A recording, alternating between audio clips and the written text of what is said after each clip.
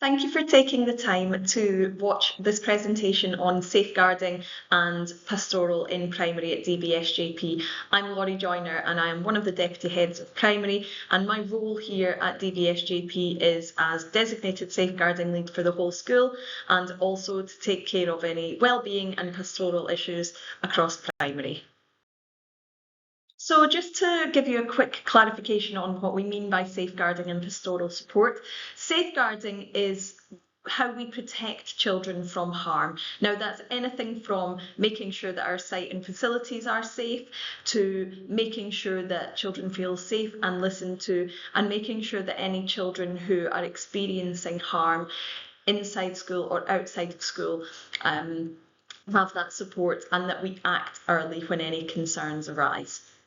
Pastoral support is supporting the emotional well-being of your child. So that's where we're helping children to manage their behaviour, manage their emotions, manage their friendships, and we're helping to support them to develop that emotional regulation. We know that children develop at all different rates, and we are here to support them at whatever stage they're at in their development. I'm very lucky as the designated safeguarding lead here at DBSJP to be supported by a huge safeguarding team, which encompasses Ms Coulter, our principal, Ms Cruikshank, Mr Sadler as the heads of secondary and primary, our school counsellors, our assistant heads, our head nurse Rita, who's part of the clinic team, and the other deputy heads and senior leaders across the school as well. If you have a safeguarding concern that involves your child or another child, perhaps you've heard something, witnessed something that you feel needs to be reported in order to keep your child or someone else's child safe, your first point of contact would be the class teacher, so that you can make them aware, and they would then follow our reporting and recording procedures to make sure that that's passed on to the safeguarding team. Alternatively, you can speak to your child's year lead, to one of our assistant heads, so in primary that's Miss Henretti, Mrs Gray and Mrs Yates, or you can reach out to me directly as the designated safeguarding lead. Of course, Mr Sadler is always there to support too, as well as our clinic team, so there are contact details on this slide for you to reach out to any of us should the need arise. We have 3 rules here in primary at DBSJP that hopefully you're familiar with already, and that's our 3 R's to be ready, respectful and responsible. Now, there are many typical behaviours that we see in young children in the primary school, where they're part of normal development and normal growing up for your children. So those include friendship fallouts, finding it difficult to navigate those with their friends when they disagree on something, having difficulty sharing or taking turns because, like I already said, development happens at different stages for children, having emotional outbursts, particularly if it's a time where your child's tired, if they're maybe feeling a little bit unwell, if there's something else happening in school or at home, in their lives that's causing them to feel a bit more emotional. But we do typically see emotional outbursts in children, particularly when they're young. Any impulsive behaviour where they're maybe not thinking about the risks or the consequences of that behaviour, and what people like to call telling tales. So reporting concerns would be where they're telling an adult something that that adult needs to know and needs to investigate and needs to support the child with, versus telling tales, which is where it's maybe someone looked at me and I didn't like it when they looked at me. So we've talked a little bit about typical behaviours we would expect to see in children that are developmentally normal and appropriate, but we can also go into talking a bit more about behaviour, conflict and bullying. So when we're referring to behaviour, that would be something that's a one-off incident, that's age-related, something that's happened that has been supported and managed in a restorative, supportive way with the adults in school. Conflict would involve any disagreements between children where there is no power imbalance. So that's conflict perhaps between friends, a disagreement in the classroom over some resources or over some group project work, for example, that they're doing. Those things where it's one-off incidents and where it's conflict in terms of disagreements are very different to bullying.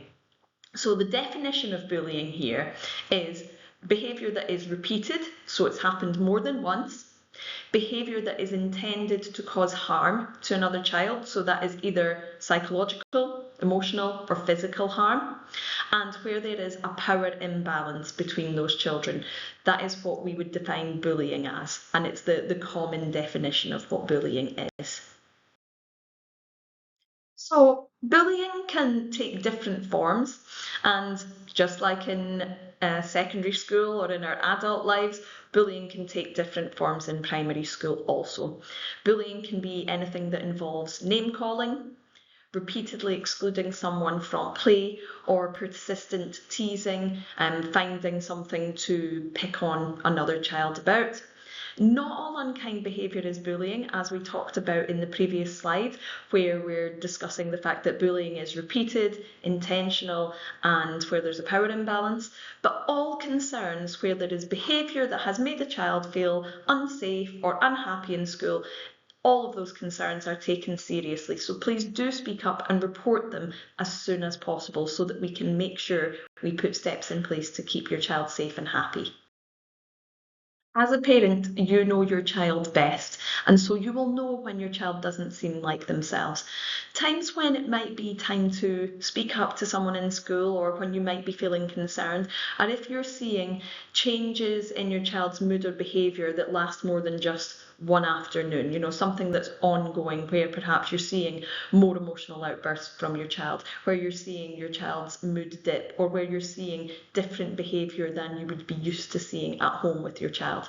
Any reluctance to attend school, or to attend maybe play dates, or to join in with ECAs or ASAs, and any changes to your child's sleep patterns or appetite. Please, if you see any of these things, contact school early so that we can work with you and help you to support your child through whatever it is that's causing these changes to happen. When a concern is reported to us at school, this is how we would go ahead and support your child with that concern that's been reported. So we would sit down with the child in a nice, safe, calm, quiet space and give them the opportunity to talk to an adult who they trust and feel comfortable with to tell us what's been going on. That can happen with the parent present if they wish, or it can happen one-to-one with the child, but we will always actively listen to what your child has to say and to how they're feeling. We will then make sure that we follow a process to gather information to make sure that we can then support everyone involved. We know that where there is behaviour or bullying that occurs in school, often the child who is showing that behaviour needs support as well to help them change that behaviour, to help them understand the impact and the consequences of that behaviour, but also to support the child who is the one experiencing that, to make sure, like I said before, that they feel safe and happy and welcome in school. We will then make sure that all appropriate action is taken and followed up on as per our behaviour policy, and we will continue to monitor that and follow up to make sure that there are no recurrences of this behaviour. We have a wonderful staff body here at DBSJP who are all here to support you and your child and to make sure that everyone feels safe, happy and welcome in school. However, we do ask that you follow the escalation procedure below for any concerns that you may have. First step with that would be to report to your child's class teacher to make them aware. Your child's year group leader is also there to help to support that class teacher with any concerns that may have arisen to make sure the right steps are being put in place. If you continue to have concerns, you can reach out to the assistant head responsible for your child's year group. So for years 1 and 2, that's Miss Ellen Henretti. For years 3 and 4, it's Miss Stacey Gray. And for years 5 and 6, it's Mrs. Laura Yates. And they will help to support with any concerns that you have. There's also myself and Russell Smart as the deputy heads in school who can support, and then of course Mr. Sadler. But we do ask that you follow those levels of escalation to make sure that first you're raising it with your child's class teacher so that support can be put in directly as soon as possible. More information on what that support might look like there are different ways that we support students. So we've got that universal support. That means support that is there for every student all of the time, and it's just part of what we live, breathe and do here at DBSJP. So through our PSHE curriculum, our MSc lessons, times where teachers might raise something with their class in perhaps a circle time. We focus on friendships, resolving conflict, how to stay safe, well and happy. That's also covered through our assemblies that we lead with children, and each week there's a different theme for assembly, all based around supporting your child's emotional, mental and physical well-being. Other types of support would be where we're putting in that targeted support. So that's where there has been an incident of conflict, behaviour, friendship difficulties, or of course bullying. Targeted support can look like small group work with an adult working with 2 or 3 children at a time to try to help them to learn about consequences of behaviour, how to work well together, how to develop friendships. It could be check-ins that are done. So your child has a trusted adult who's the person who they have identified as being someone who makes them feel safe and who they trust to share their concerns and their worries with. So that adult would then have regular check-ins with the child. Or we can have individual well-being plans, which is where if your child is experiencing something very personal to them, it could be things like having some separation anxiety from a parent. It could be that your child has experienced a bereavement and is needing some guidance and support there. Those wellbeing plans would state who's going to be responsible for each different part of that support. So it might be that your child's class teacher is doing some of the support work with your child. It could be that one of the assistant heads is taking on a pastoral role there, or it could be that you've asked us and decided that you would like your child to have some counselling with our school counsellor, so they might be involved in that wellbeing support plan also. When it comes to taking care of your children, the best possible thing we can do is work together with parents so that school and home are coming together to support your child from both of those angles. To make sure that happens, please make sure you do share any concerns you have early with us.